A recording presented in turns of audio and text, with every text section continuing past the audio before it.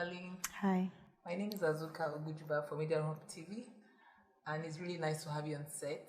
Thank you. And how's our baby Kingy? How's he doing? He's doing really well. I was just wondering, motherhood is what every woman looks forward to, and I mean, he's the first child. So has it been like, like when you had him and you saw him and they gave him to you? What was that first feeling?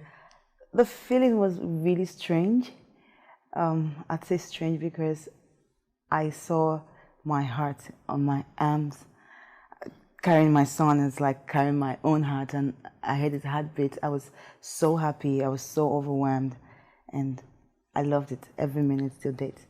So, I mean, when you had him, were you thinking, did you think about, how, if it was going to disturb your career, or you just didn't care about career for that period of time? Truthfully, I didn't have any other thoughts apart from being a mother.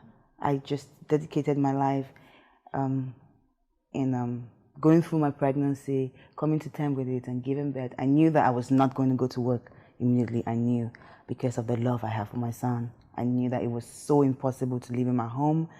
And I always told myself that if I ever give birth, I would want to breastfeed my child for a year. So I knew I was never going anywhere for 1 year. I did that for a whole year and a week. Wow. Yeah, thank you. But what do you miss most about being single? What do I miss most about being single? Well, you really don't miss anything. Life is in stages. When it's time for you to be single, you'll be single. When it's time for you to be married, you'll be married. When it's time for you to elevate into another stage of your life, you would. So I would not say I missed anything being single. My single days were my single days. I did what I did in my single days because that was what was expected. Yeah. So, but now I don't miss it. Okay, what has been your greatest challenge as a mother? Everybody has a story to tell when it relates to motherhood. What has been your story? I have never had any challenges with motherhood. I have a competent nanny. If I'm not there, I know that she's able to take care of my child. If I didn't have a nanny, the welfare of my child in my absence would have been one of my greatest worries. But I do have the best workers. I work with the best people. And anytime I'm away, which is hardly ever, and I know my son is safe. Now, I also noticed that lately you launched your foundation, and can you just tell us a bit about what it's all about?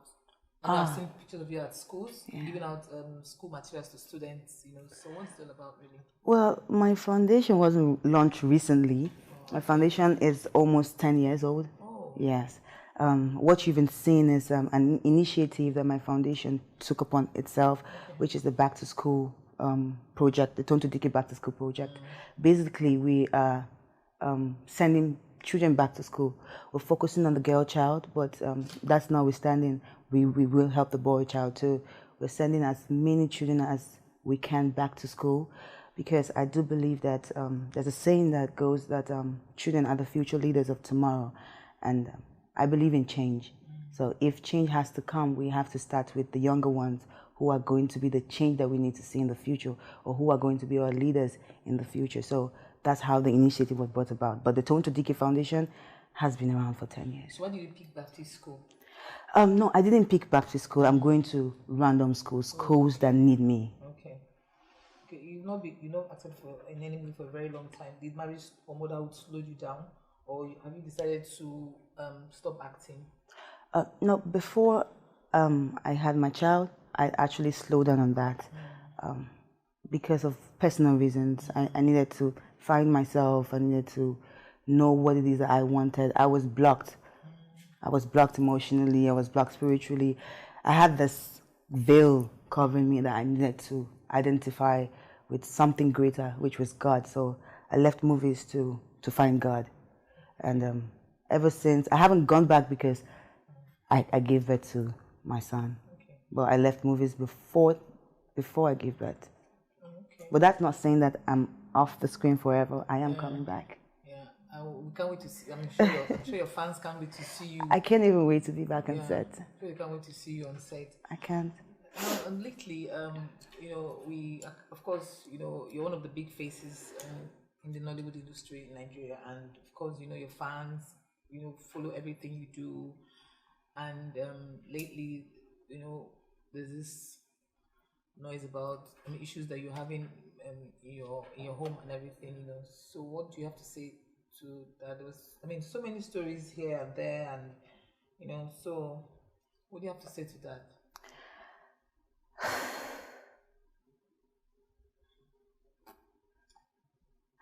I've read them too. I've seen them too. And truly the hurt, that's the word I can quantify how I feel about it.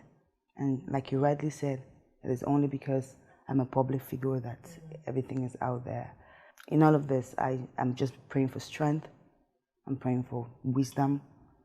I'm praying for everything that I can to move on and go ahead.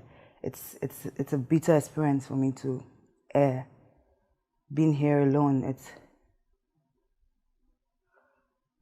it's not easy. What is But I am here because I'm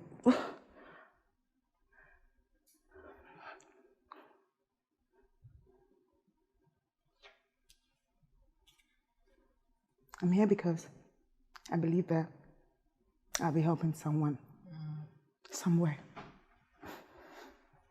What will you say that your experiences in marriage? Do you have like regrets? Because it's the first time you're the first marriage.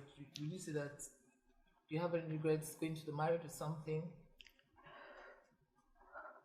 Because you like your smile. Well, the way I live my life, the way I am, I try not to regret anything. And I see every stage that I am in as an elevation. I feel like I'd go through that fire and I'd come out stronger than I was before. So no, I don't regret my marriage. As a public figure, a lot of people will like you, but some won't like you, and of course, I'm sure sometimes you must have had some embarrassing moments where people say things to you, like, and be wondering, where is this coming from? What has been your most embarrassing moment as a celebrity? Living a lot.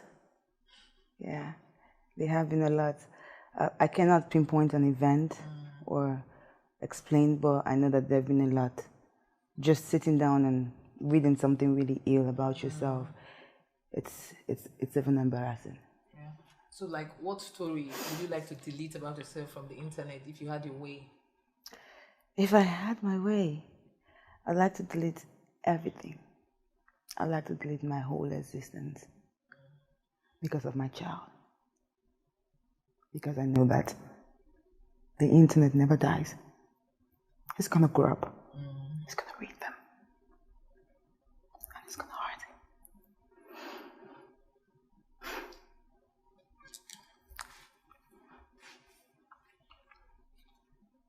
Tell us, everybody can be in your world though. So tell us something about you that people don't really know. Like, tell us a secret that people don't know about you. Like your person who is Tonto Dikeh. But I think that people don't know that I am born again. I have been born again for a long time. I did backslide at some point, but I found my way back to God, and it's been amazing. It's been so wonderful. I think that's what people don't know. What church do you attend? I attend Mountain of Fire, but I do have 2 other pastors from 2 great churches that pray with me always. But I attend Mountain of Fire. Wow. So what do you miss most as a person? Well, it's very hard for me to be away from my child. This is the second time, right? Second time I have been away from him. The first time was when I went to Warri. It's very hard to stay away from him. It's really very hard because he's very clingy. And that's why I have this picture of me everywhere I go. Oh, yeah. Can I see it? Oh, that's so cute. Yeah. What's your biggest life lesson? Because we learn every day there's something that happens to you that, when you are about to make the same mistake again, you're like, oh, this has happened before. Let me take it. I mean, let me be careful. What has been your biggest life lesson? My biggest life lesson has to do with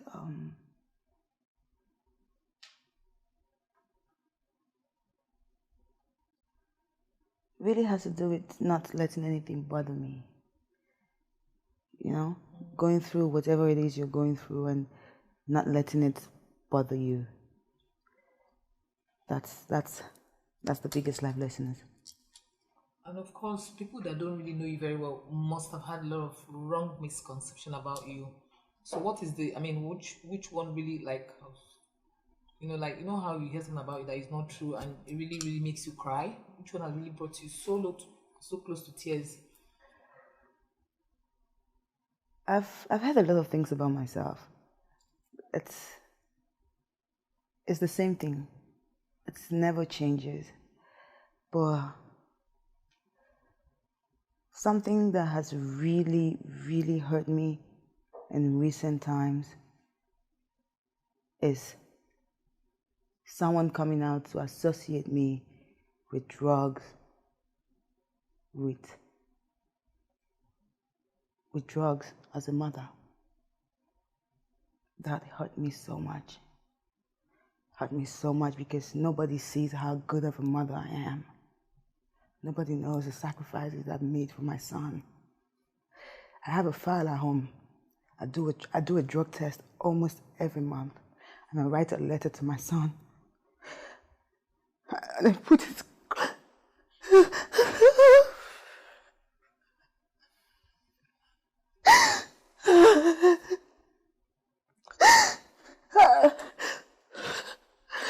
I write a letter to my son every month on his birthday. And I tell him how much he has changed my life. How much I'm a better person because he is in my life. I tell him how much I stopped so many things for him. That really destroyed me. That really broke me into a million pieces. That is the worst thing I've heard.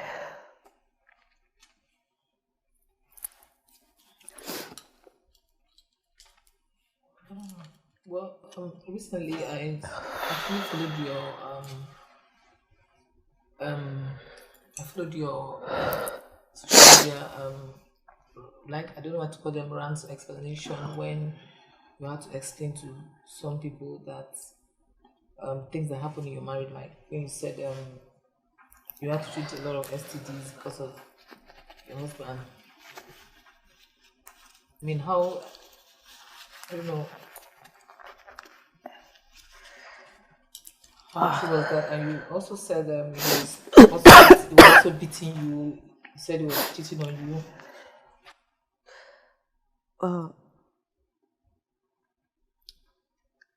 First of all, I'd like to say that this interview is not to discredit my husband, or rather my ex-husband in any way. It's not to bring him down. It's not to make people hate him. It's not to throw dirt on him. If it's anything I'm doing this for, it's so that he can be a better man. And like I said, so that somebody somewhere would be able to learn from this, from what I'm going through.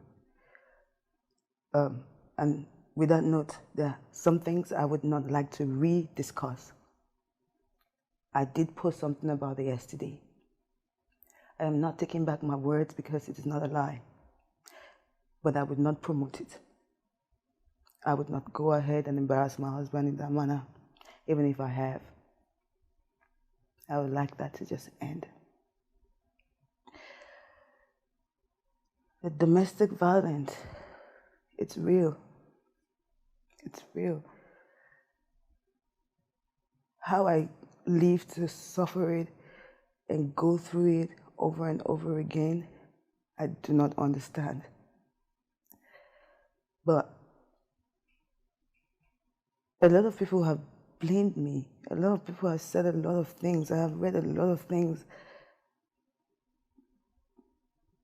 I stayed back in my marriage, not because of my child, because I believe that you cannot be abused or you cannot leave a child in the environment where there is abuse and you claim that you're doing it for your child.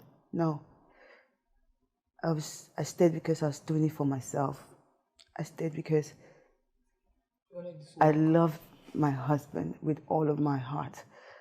I stayed because he had begged me to stay a couple of times. I stayed because I just didn't want to give up. I didn't want to give up on the marriage just like that. People change. You know, people change. I change. Did you seek counseling from your pastors? I mean, what do you like? Yes, we have. We have. Anytime things like this happen, my husband comes up with a pastor who is always in the house the next day or 2 days later, who is begging, who is doing stuff. Yes, but we have never had a real counseling. Never, never. Because he wouldn't even accept that he's doing it. That's the worst. That's the worst. That he's never going to accept that he's doing it. And I keep asking him, if you are so ashamed of what you do to me, why do you do it? Can I have my phone, please? I have pictures. I have videos. I have everything to prove my domestic violence. I also have pictures in Ghana.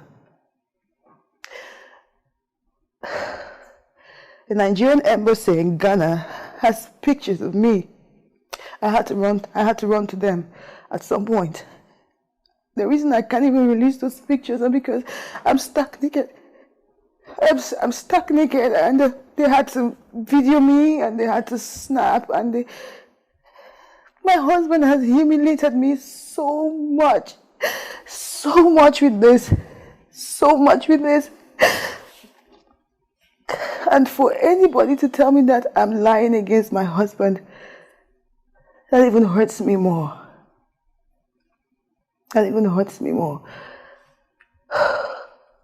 Were you guys on holiday in Ghana or something? Yes, we were. He stays in Ghana too. One of the things I also heard was that I heard out there. I said I was going to ask you when I talked to you was that his mom caught you smoking marijuana, and she kind of confronted you and you pushed her and she fell, and when he came back he was livid with anger and kind of pounced on you. That is a lie. That is a lie. That is a lie from the devil. I am close to my mother-in-law. My mother-in-law has never, ever, ever seen me smoke. There are times when I am really, really sick, and my mother-in-law, Mom, if you're watching, you know this is true. There are times when you have even offered me Panadol. There are times when you even offered me so many drugs that would have even made my body better, but I didn't take it because I knew I was breastfeeding. Every time my mother-in-law came to me and I was sick, I would tell her, no, Mom, I don't want to take Panadol, as little as Panadol, as little as Alabukun, as little as anything that could make me get my strength back. I would tell her that I don't want to take it because I'm scared, because I don't know what it will do to my child. My mother-in-law has never, ever, and I'm saying this with God, put in this, that she has never caught me ever smoking. I did not push my mother-in-law down. And Mom, if you are watching this, please tell them the truth. I know that Kunle, your son, said this. I know that my husband was the one who put this story out. And you know that this is not true. And you know that you are a woman like me. You know so well that you are a woman like me. And you said I am your daughter. And I don't even want to believe you said this, Mom. I don't want to believe you said this. I'll ignore it. Recently, a video came out where a certain lady called Rosalind claimed to be your husband's PA and your husband is his uncle, and that she knows you, that you're a very nice person, and she had nothing to do with your husband.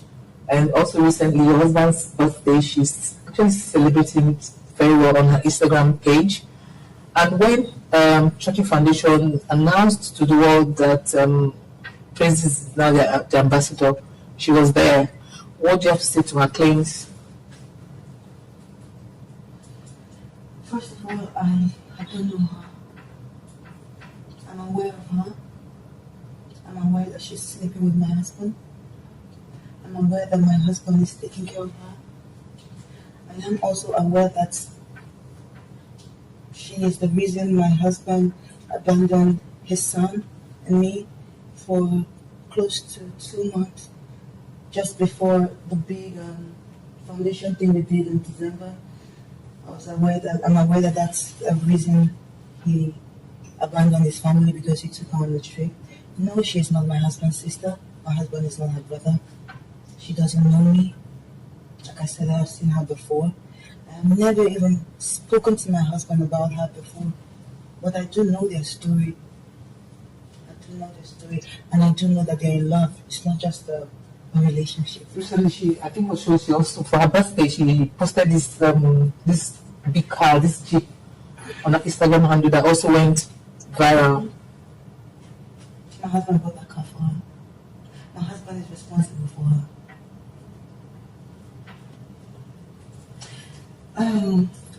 I have pictures of them being on a trip abroad together. That's something my husband has never done for me. That's something my husband has never done for his family. Where that hurts me more is because I watch my husband make every single dime that he owns. I know the sacrifices that I need for my family. I know the sacrifices that I have made. And all I expected was just for you to at least be good to your family. It was not the first time it's not the first time. I've practically dragged someone off my husband's private part before. So, women are not my problem with my husband. Women are not, and I'm not upset about it. I don't hate these women. I don't even want to glorify them and their act. I was once single. I'm not a saint. So, they are not my problem at all. I forgive them. I forgive all of you. I'm telling you the truth. With the love of God in my heart, I forgive you. I forgive you. But don't lie about it. Just keep quiet and just move on. The allegations about some women that he was also dating that had kids for him. Is it true that he has kids outside his home? And yes, my son is not the first child my husband has. And that was one of the major concerns in my marriage, the early part of it, because he lied to me about not having a child. He even lied to me about not being married. I didn't even know he was married until the day they posted the picture of the wedding. He didn't tell me he had a child. He always lied about it. I don't know how I found out, but I did find out. Recently, 2 women have contacted me that they have children for my husband. But I cannot verify it. Like I said, this interview is not to throw dirt on my husband. I cannot verify it. One of them said that her child is 9 months old. The other said her child is 2 years. But I can't verify it, just like I can't verify the gay claims on him. I have no knowledge about it. That this alleged that he's bisexual. I have no knowledge about it. I don't know if it's true or if it's not true. But I don't know anything about it.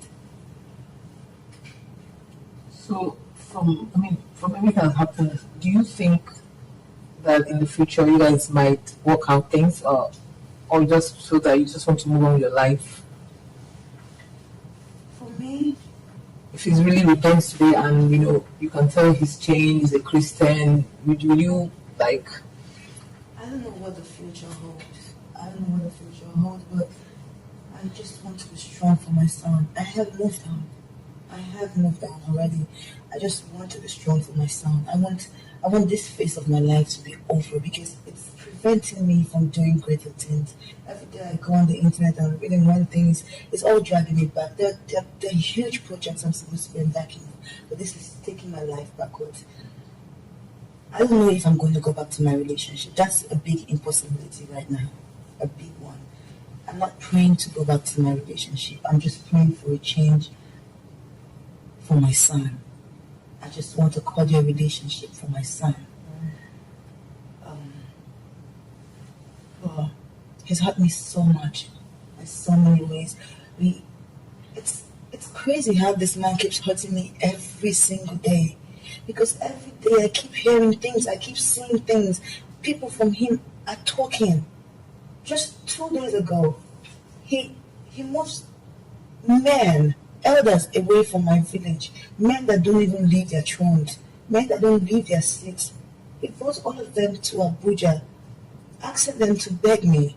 And 2 hours later, I saw a post of one Mr. Pauls assuming to be his manager, saying that I lied about my husband, that I had cars, I had my husband's money with me. I do not have my husband's money with me. I don't have any property that belongs to my husband. I left my home with nothing, absolutely nothing. The clothes I wear today, UT gave them to me because I left my home with nothing. I called her out one day. I was in so much pain. So much pain. And I was just thinking of all the verbal abuse and everything that my husband says to me. And I felt so ugly. I felt so unworthy. I felt less than a human being. And I called Yeti up and I sent her a message. And I said that I wanted to feel powerful. And I wanted to feel beautiful.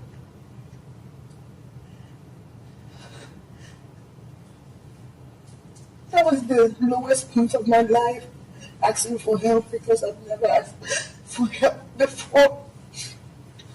And she read it, and 2 hours later, she replied me. And I was so happy. So I do not want anybody saying I have anything about my husband. I do not have any property that belongs to my husband with me. That is a lie. No, I don't. All my husband's cars are with him. I would admit I did seize one car and I sold it off to give my son a better life.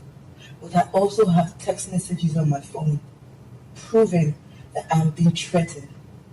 Proving that he said that the car was not mine and I had to return it.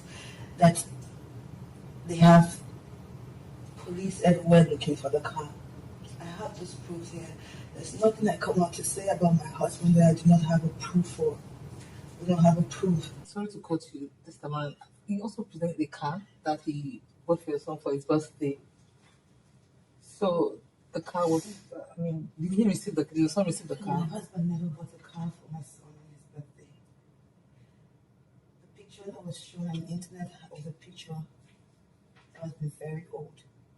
I took that picture, I live with my son, and I did not own a car. I live on Uber, and that's how I take my son to school and bring him back from school. That's how I run my home right now. We do not have any car owned by my husband with us.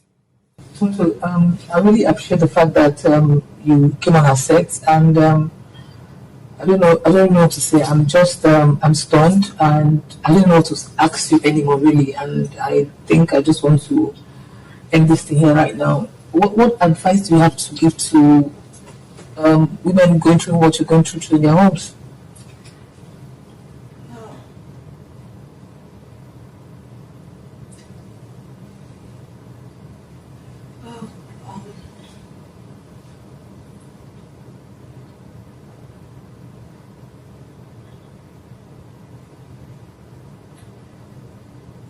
First of all, I'd like to say to every woman out there who has been battered, who has been bruised emotionally, physically, verbally by your spouse and people that you love, I'd like to say to you that you're beautiful and God loves you. The truth about this issue is that most women live in self-denial about this. Most women want to stay and make it work. Most of us want to pray and see changes. But I advise you to seek help. Because in as much as you give yourself the idea that you're staying because of your children, or that you are in this relationship because you want to give your children a better life, you're actually really hurting them. If an abuser never saw anyone get abused, he wouldn't grow up to be an abuser. I took my child away from that environment because I didn't want him to grow up to be that kind of man. It's time for us to speak up for ourselves. It's time for us to heal properly in a better environment, in a better space. I know that the society also doesn't really help us women.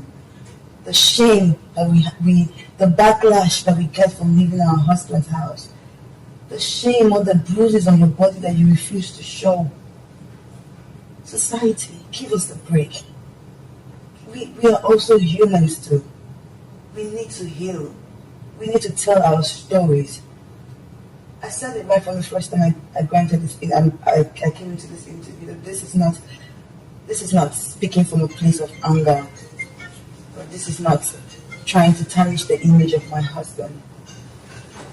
If my story out there gets to just one person and heals one person, I'm okay with that. I'm speaking up for all women. I'm speaking up today to say enough is enough. Love does not hurt. Love is not supposed to hurt. Love is love, and God is love. I'm never ever gonna say leave your homes, but please seek help. Please. I have a deaf ear. I can't hear properly with this ear. I have broken ribs. If I had died today, some other woman will raise my child. Do you want that for your children? I didn't have a mother growing up, and I know the effect it had on me. I want to live for my children. You have to live for your children, because they say that children are the future, our future. We have to be better people, women. We have to be better people for our children. We really have to. And I just want to use this media to say to everybody that this really hurts me so much, and I would like to just let it die. I want to move ahead with my life. I want to go forward. I have a son that I have to live for and take care of. This is not the end of my life. I just want all the bad energy away. And I want to focus. I really want to focus on God and my son. In as much as half of you would never believe my story, or would even believe that I changed, it's not for me to prove to you. It's not for me to prove to you. I have everything to prove to myself and my son. I just also want to say thank you for every woman out there who has sent me a message, called me, DM'd me. I have been reading everything, and I'd like to say that you all have been one of my biggest source of inspiration. I also like to thank Miss Bimbo Coker, my husband's first wife. She has been amazing. We talk like sisters, and her words have healed me so much more than any family member I've talked to, because she's been in that position.